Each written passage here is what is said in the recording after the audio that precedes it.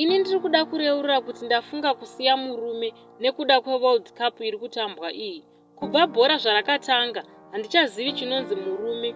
Dai zvainzi kushaya bonde kwega, ndaiti zvimwe kuda. Asi zvasvika pastage yekuti murume haachatovati mumba.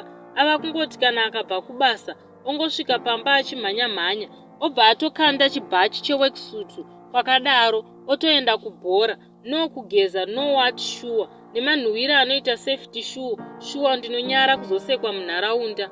Wesiyazvo kwaari kunoona bhora kwacho, vanhu vacho vane one room, but murume wangu haambozvifungi izvozvo, kuti ari kuomesera vanhu. Nezuro achibva kubasa ndakazama kumuonesa kuti baba D, kwamuri kuenda uko, vanhu ava vari kuswera vachinetsana, zvanhasi dai mamborega kuenda, kuitira kuti murume nemukadzi uyu vakwanise kuyanana pane zvavatadzirana.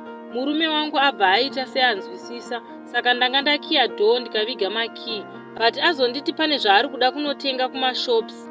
Ndikati ndinokuperekedza, but patangoti tichibuda mumba, murume wangu abva atofambisa, achiratidza kuti haasi kuda kuenda neni. Ndikati ko nhai baba D, ko mukakuvara munoti makuvarireiko muchifambisa kudaro?